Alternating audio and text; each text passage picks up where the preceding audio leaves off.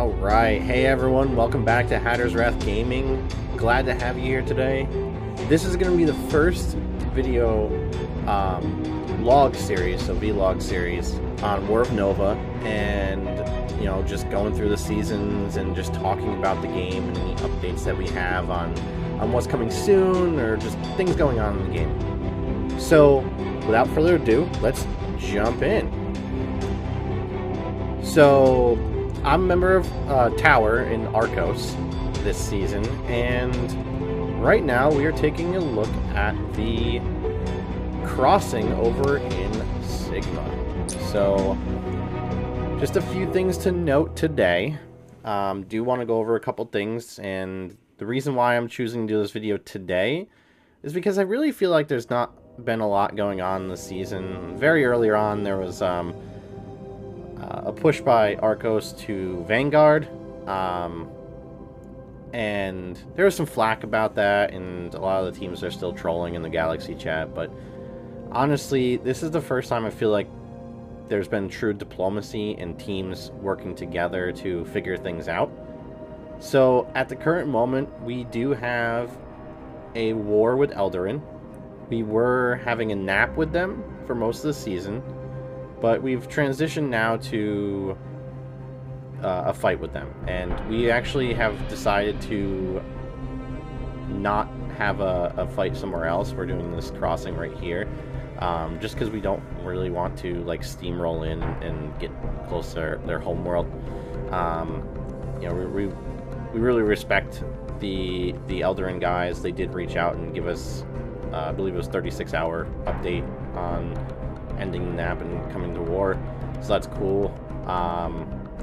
You know, those guys have been pretty pleasant to face so far this season, so, you know, I'm not going to knock them at all. A lot of the Vanguard guys that were in the team Neon jumped ship under new management, and they went to Ograx and called themselves the Evil Neons. And Ograx has actually teamed up with Omega to fight Arcos to the north. So that's an interesting development. You know, as far as things go there. But we're making do, and I think that's kind of sums up where we're at in the season. You know, Arcos versus everyone type of mentality, but it doesn't seem like everyone's teamed up together. The only two that seem to be teamed up together are Ograx and Omega. Eldarin seems to be doing their own thing. And then you have Stonar, who's been, you know, slowly growing. That have a few standout players that are pretty high in the influence ranking, but out of nowhere they've been capping a few territories outside the home area, which was very surprising, seeing as that overall their team has a lower influence rating than some of the other ones, so they're making the most of what they have. So I'm gonna jump in here, get some fighting going on. There we go.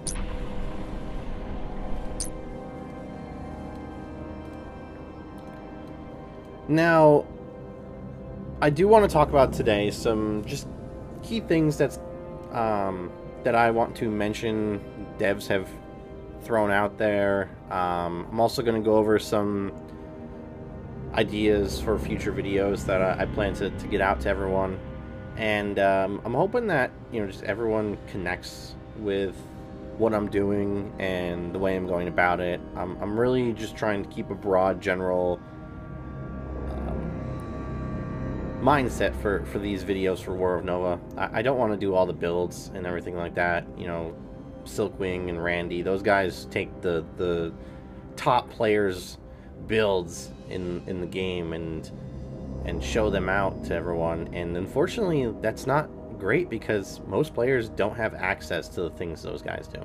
You know, unless you're spending thousands of dollars in this game, you're not going to have, you know, CC Masters set up, and you're not going to have Lions or Semitus set up to your ships. And, you know, I really want to preface that this is going to be a channel where most gamers can come in and see a build and make that build, or get close to making that build, make something work out of it.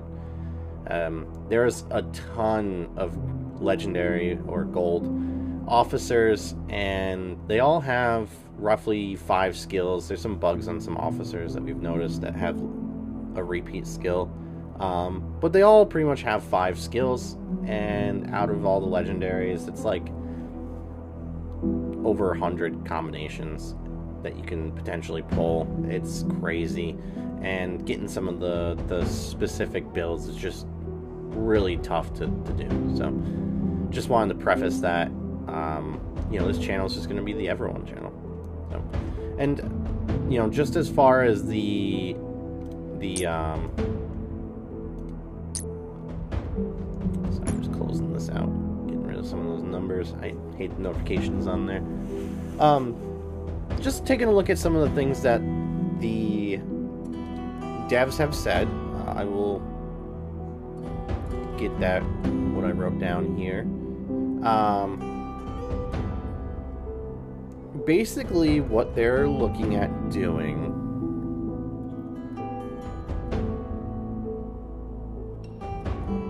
is they're looking at bringing some PvP to the table. So this is not going to be the PvP that we're looking at now. This is going to be a separate selection, and you can go against people that are more your level and skill set. And basically, you're just gonna hit them with your ship and have a defending ship, just like a lot of mobile games you see nowadays have that arena or whatever they call it, where you can just fight other players in that setting. They're looking at bringing that to this, and I think that's a great idea. I hope they do it right with the kind of rewards, because they can quickly get out of hand where the strongest players continue to be the strongest players. And we don't really want to see that all that much.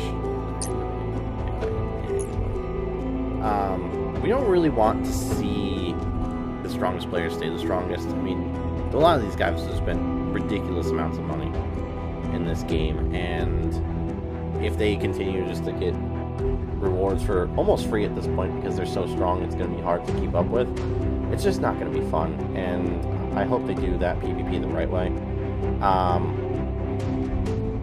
And I will say that the devs have been really connecting with players and guilds, just trying to feel it out and seeing how much how interested people are in what they're looking for in this game.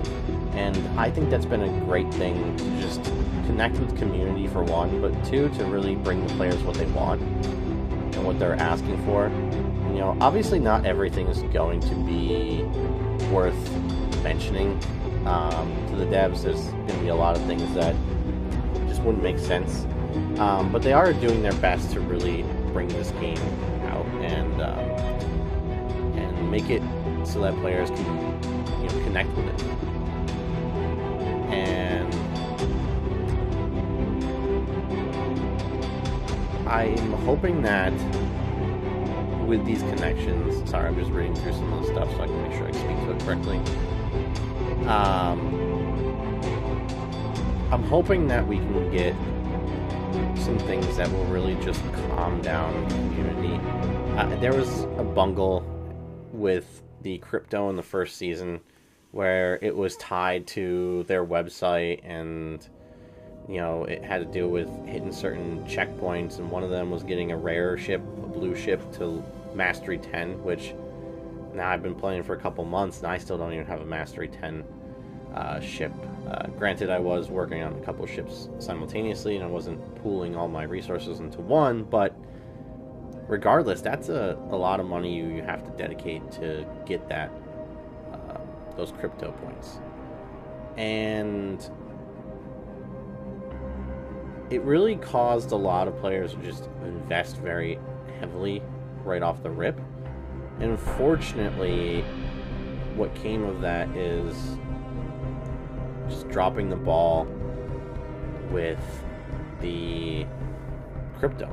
And I do want to preface that there are 2 separate teams for the company, and there was some miscommunication and some pushing from the team that works with the crypto. to push it into this game somehow, and that ended up causing a lot of issues. And honestly, there's pretty much a new dev team now, or a new focus for the dev team, where they're really more pushing to get the game situated and not so much worrying about the crypto side of things, which I think is a very, very good thing to have. You know, I definitely don't, you know, agree with having to push the crypto in. It's just not a good look for the game.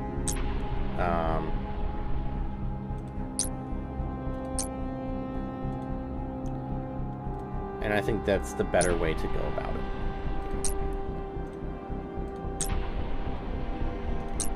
As we're sitting here sending some siege down to help soften this up.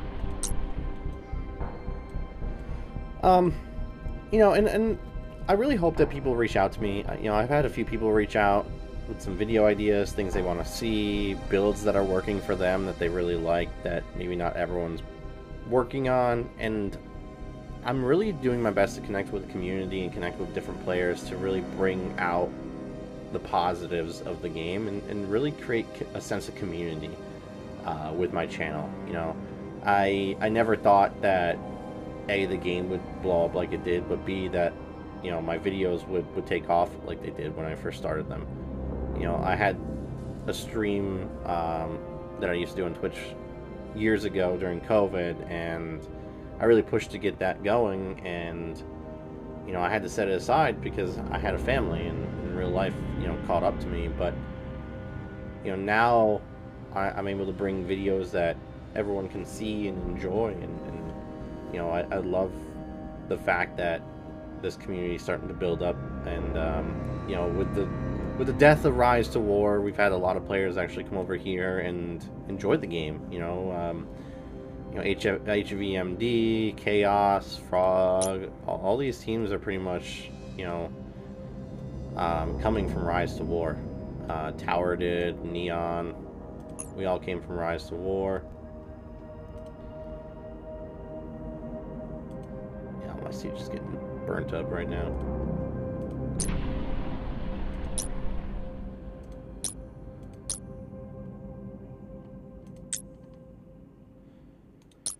And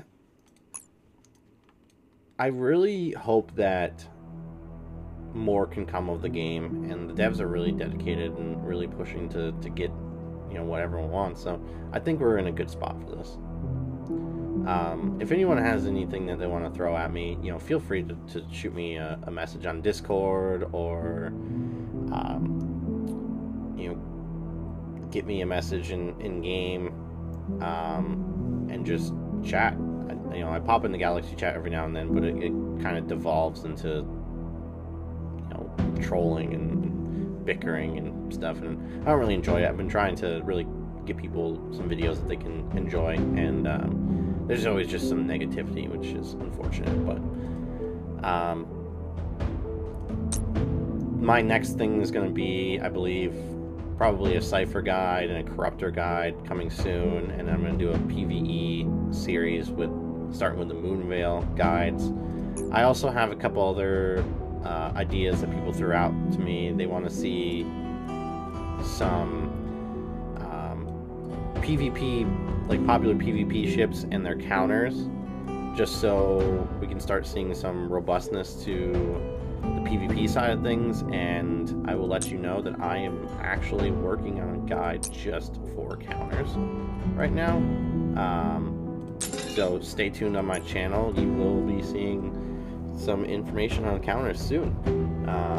I don't know how much I'll be able to really speak to it, because there are so many counters to so many ships and whatnot, so it's really hard to pinpoint, you know, every counter, or, you know, a new update comes out and there's a new counter. I will say that since the Dominus, since the Harpy nerf, the Dominus is no longer as strong as it used to be. You know, it's still a powerful ship, just not quite up to the standard that it could be. And other ships have been creeping up the list, and becoming stronger since the nerf. Since they fixed Morningstar, that ship, or that strike craft, has made other ships more powerful with the mono stacks, which isn't great, but they have counters to that. If you use a ship that does like thermal damage or radiation damage or whatever, and then use like the werewolf, that creates a counter to it, because defense doesn't account for the elemental stat side of things, so it bypasses that Morningstar defense, which is kind of cool. You know, just working out the nuances of the game. This is still very new, and information comes out and then very quickly becomes irrelevant, and that's part of the reason why I waited so long to do any build guides. The other thing is that there's so many bugs in the game. You know, I can pull up the most recent 2 patch notes and just speak to them real quick. So, you know, Machina, they had to patch that twice because they tried to fix the problem and then it didn't actually get fixed, so they had to go back. So Bellerung now has the correct duration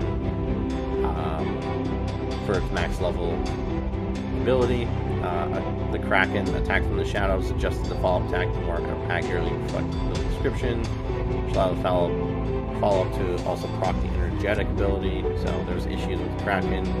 They had a previous patch to try to fix the healing component. I think they need to revisit that, because the 10% chance to heal 10% ability, that ship was my very first legendary, and I still have yet to see it trigger the healing, which is unfortunate, and I think really they need to either increase the proc chance if it's just an issue with the 10% not being high enough to trigger, or there's a bug with it where it's just not triggering regardless. You know, you should see it once out of, you know, 100 chances, and, you know, with the amount of times that I've used it and the amount of rounds that you get to, 0 times is not a good look for that. You know, the Eclipse Scythe ability fixed an issue that was causing it not to trigger the first attack. Didn't even know there was an issue with Eclipse. It's not really a popular ship. Resolute fixed a typo that stated incorrect value on one level of the ability for Power Surge. You know, there's been a couple issues with Resolute, so I'm glad they're giving it some love. Leviathan's Thirst for Blood, ability description updated to accurately reflect the bonus being applied, so just an issue with a lot of descriptions not being the correct descriptions for what's happening. And then the Officer ability Early Advantage, glad they fixed this. This was a bug on, I believe it was Sigma, where this ability would cause some of the other abilities on the ships to fire multiple times. So say you had a Kraken, it would just start firing off all your abilities all the time, and then all of a sudden you're doing like 80,000 damage in one round. Crazy stuff.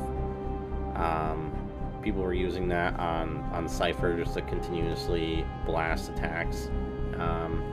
Luckily though, for that, you know, character and ability, a lot of players moved away from it because it was just too overpowered. You know, there's some respect in it.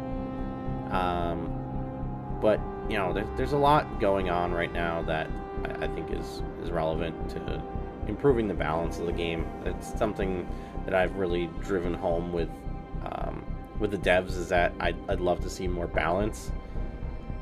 You know, with these legendary M5 ships, you just the players that are spending more money are just so far ahead of low spend new players, free to play players, that it's just not fun to face them.